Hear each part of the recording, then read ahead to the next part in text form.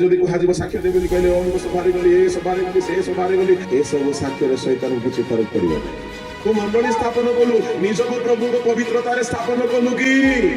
ସେବକ ମାନେ ରିପୋର୍ଟ ଲେଖିଲା ବେଳେ ମୁଁ 6 କୋଇଟା କରିକି 9 କୋଇଟା କରିକି ତୁମର ବିବେକ ଆଘାତ କରୁନାହିଁ କି ଆମେ ପାଷ୍ଟର ମାନେ ହେଲେ କଣ ସାକ୍ଷ୍ୟ ଦେବୁ ବହୁତ ଦୁଃଖ କଷ୍ଟରେ ବହୁତ ଆତ୍ମା ମୁଁ ଲାଭ କଲି ମୁଁ ବହୁତ ସଭାରେ ଯାଇକି ପ୍ରଚାର କଲି ମୁଁ ବହୁତ ଲୋକକୁ ସୁସ୍ଥ କଲି ମୋର ଶିକ୍ଷାରେ ବହୁତ ଲୋକ ପରିବର୍ତ୍ତନ ହେଲେ মতে যদি কুহাଯିବ ସାକ୍ଷ୍ୟ ଦେବେ ବୋଲି କହିଲେ ଅମୁକ ସଭାରେ ଗଲି ଏ ସଭାରେ ଗଲି ସେ ସଭାରେ ଗଲି ଏତେ ଫୁଲମାଳ ପାଇଲି ଏତେ ଲୋକ ମୋର ଭକ୍ତ ଏତେ ଲୋକ ମତେ ଭଲ ପାଆନ୍ତି ଏସବୁ ସାକ୍ଷ୍ୟରେ ସୈତାନ କିଛି ଫରକ ପଡ଼ିବ ନାହିଁ। କାହିଁକି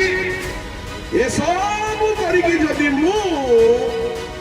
ଈଶ୍ୱରଙ୍କ ଇଚ୍ଛା ସାଧନ କରିବି ନାହିଁ ପାପ ଛାଡ଼ିବି ନାହିଁ ଏସବୁ କରିକି ମୋର କୁଆଡ଼େ ପଳେଇବି ନହେଲେ କଣ ପ୍ରଭୁଙ୍କ ମହାଦୟାରେ ମୁଁ ଏତେ ମଣ୍ଡଳୀ ସ୍ଥାପନ କଲି ହଁ ଯେ ତୁ ମଣ୍ଡଳୀ ସ୍ଥାପନ କଲୁ ନିଜକୁ ପ୍ରଭୁଙ୍କ ପବିତ୍ରତାରେ ସ୍ଥାପନ କଲୁ କି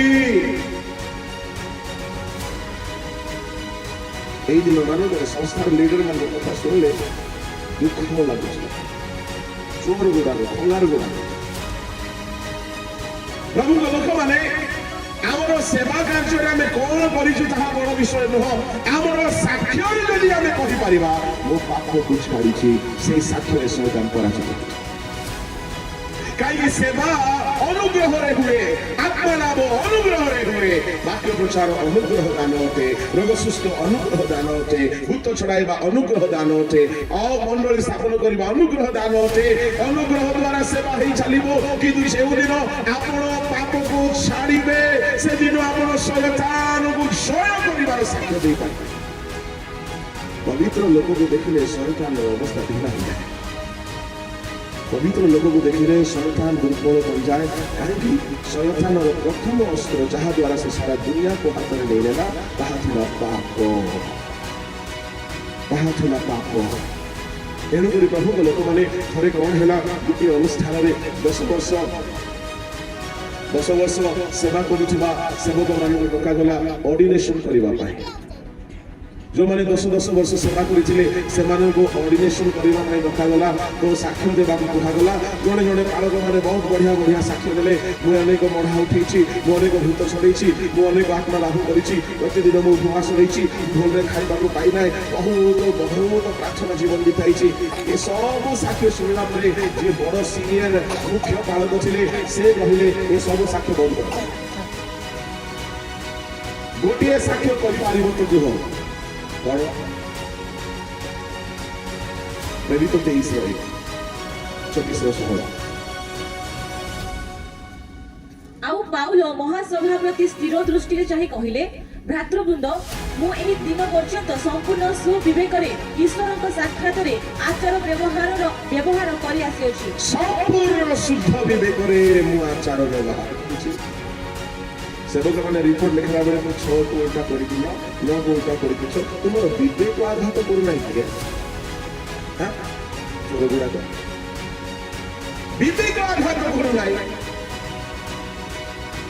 ଇଏ ତାର ଗୋଡ଼ ଟାଣୁଥିବ ସିଏ ତାର ଗୋଡ଼ ଟାଣୁଥିବ ଇଏ ତା ବିରୁଦ୍ଧରେ ଚିଠି ଲେଖୁଥିବ ସିଏ ତା ବିରୁଦ୍ଧରେ ଚିଠି ଲେଖୁଥିବ ବିବେକ ଆଘାତ କରିବା କଥା ଏମାନଙ୍କର ବିବେକ ମରିଯାଇଛି।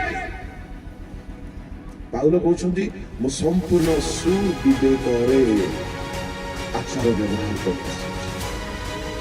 24 ଏହେତୁରୁ ମୁଁ ମଧ୍ୟ ନିଜେ ସର୍ବଦା ଈଶ୍ୱରଙ୍କ ଓ ମନୁଷ୍ୟର ପ୍ରତି ନିର୍ଦ୍ଦୋଷ ବିବେକ ରକ୍ଷା କରିବାକୁ ଯତ୍ନ କରୁଥାଏ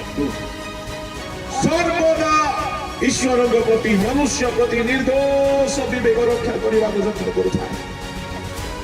ମନୁଷ୍ୟ ପ୍ରତି ମୋର ବିବେକ କୌଣସି ଭୁଲ କରିନାହିଁ ମୋ ବିବେକ ମୋତେ ଆଘାତ କରୁନାହିଁ ଈଶ୍ୱରଙ୍କ ଦୃଷ୍ଟିରେ ମୋର ବିବେକ ମୋତେ ଆଘାତ କରୁନାହିଁ ନା ମନୁଷ୍ୟକୁ ମୁଁ କୌଣସି ପ୍ରକାର ଭୁଲ ବ୍ୟବହାର ଦେଖାଇଛି ନା ଈଶ୍ୱରଙ୍କୁ ଭୁଲ ବ୍ୟବହାର ଦେଖାଇଛି ମୋ ବିବେକ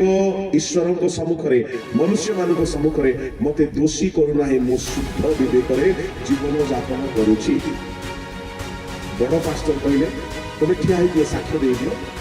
10 ବର୍ଷ କାଳ ମୁଁ ଶୁଦ୍ଧ ବିବେକରେ ଜୀବନ ଯାପନ କରିଛି। 90% ଲୋକ ବସିଗଲେ ଦେଇପାରିଲେନି କାହିଁକି କିଏ କାହା ସାଙ୍ଗରେ ମାଡ଼ଗୋଳ ରହିଛନ୍ତି, କିଏ କାହାର ପଇସା ମାରି ଖାଇଛନ୍ତି, କିଏ କାହା ବିରୁଦ୍ଧରେ ବହୁତ ଚୁଗଲି ଚର୍ଚ୍ଚା କରୁଛନ୍ତି, କିଏ କାହା ବିରୁଦ୍ଧରେ ବହୁତ ଶତ୍ରୁତା ରଖିଛନ୍ତି। ଇଆଡ଼େ ବିବେକ ଆଘାତ କରୁଥିଲେ ମଧ୍ୟ ସିଆଡ଼େ ମିନିଷ୍ଟ୍ରି ଚଲେଇଛନ୍ତି। ହିଷ୍ଟ୍ରି ଚାଲିଛି, ମିନିଷ୍ଟ୍ରି ଚାଲିଛି, କିନ୍ତୁ ବିବେକ ଆଘାତ କଲେ ମଧ୍ୟ ବିବେକରେ ଶୁଦ୍ଧତା ଧରି ରଖିନାହାନ୍ତି। ପ୍ରଭୁଙ୍କ ଲୋକମାନେ ଆମର ସେବା ବଡ଼ ବିଷୟ ନୁହେଁ, ଆମର ସାକ୍ଷ୍ୟକୁ ସଜାଡ଼ିବା ଦରକାର। এই সাক্ষ্য দ্বারা এই শয়তান হারিব। এর সমস্ত